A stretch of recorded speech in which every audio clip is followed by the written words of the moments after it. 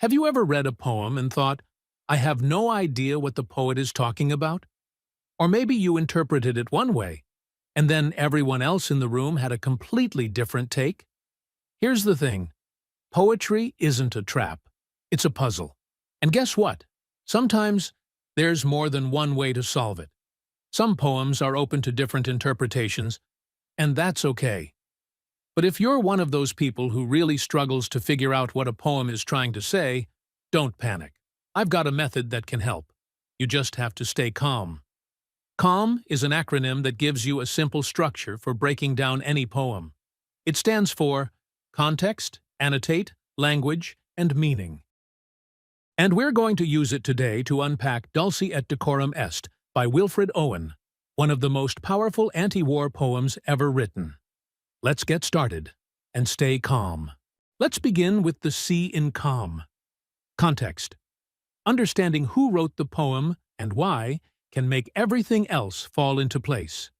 Dulce et Decorum Est was written by Wilfred Owen, a British soldier who fought and died in World War I. Like many young men of his time, Owen went to war full of patriotic ideals. But what he experienced in the trenches changed everything. He saw horror, suffering, death. His poetry became a way to expose the brutal truth about war and to challenge the lies being told back home. The title of the poem comes from a Latin phrase that was often used in wartime propaganda, Dulce et decorum est pro patria mori, which means, it is sweet and proper to die for one's country. Owen's poem rips that idea apart. He's not just writing about war, he's writing against it. And this poem is his weapon. Now for the A in calm. Annotate. Let's break down the key sections of the poem, stanza by stanza, to see what's really happening. Stanza 1. Bent double, like old beggars under sacks. Knock-kneed, coughing like hags, we cursed through sludge. From the very first lines, Owen smashes the idea of heroic soldiers. These men aren't proud or strong. They're exhausted, injured, broken. They're described like beggars and old women, limping and coughing through the mud.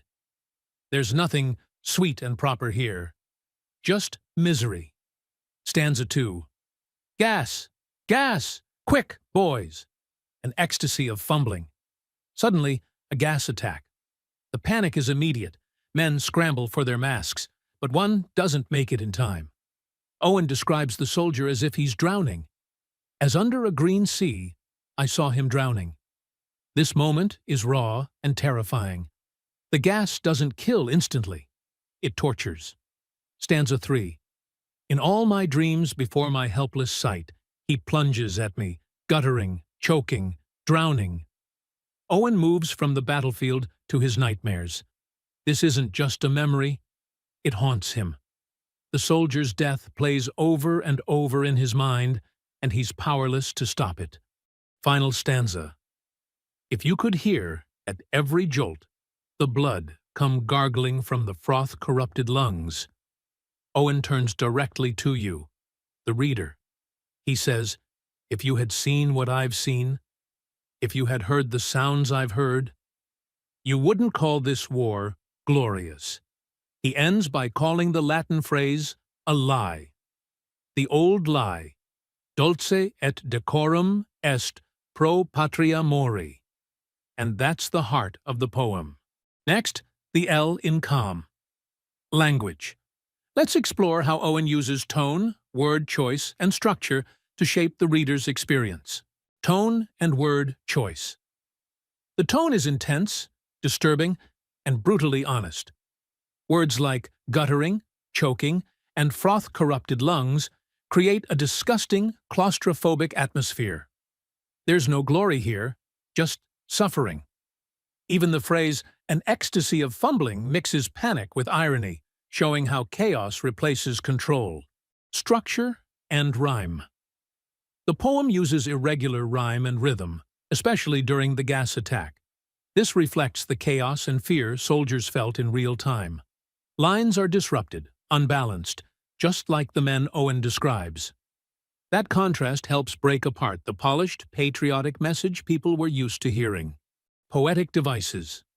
You'll also notice similes, like old beggars, coughing like hags, showing the soldier's physical and emotional decay. Imagery, vivid, gruesome visuals, especially of the dying soldier direct address. The poem ends by speaking directly to the reader, challenging them to face the truth. And of course, irony. The title says, "Dying for your country is noble." The poem says, "It's not. It's hell." Finally, the M in calm. Meaning. So, what is Dulce at Decorum Est really about? It's a direct attack on war propaganda. The idea that dying in battle is honorable. Wilfred Owen is furious, and that fury fuels every line. He's seen the truth. He's lived the horror. And he refuses to dress it up in patriotic lies. By describing the death of one soldier so vividly, Owen reveals a larger truth. War doesn't just kill people. It destroys ideals. It exposes the lies we tell to make death feel noble.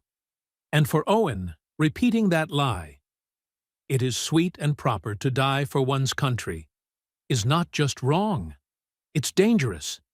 This poem is a warning, a protest, a raw emotional demand that we stop glorifying war and start telling the truth. When you stay calm, context. Annotate, language. Meaning, you can see beyond the words and uncover the real story a poem is telling. If you found this breakdown helpful, don't forget to like the video and subscribe to the channel. There are more poetry analysis videos coming soon, and with the C.A.L.M method, you'll be ready for any poem that comes your way. Thanks for watching, and remember, stay curious, stay sharp, and stay calm.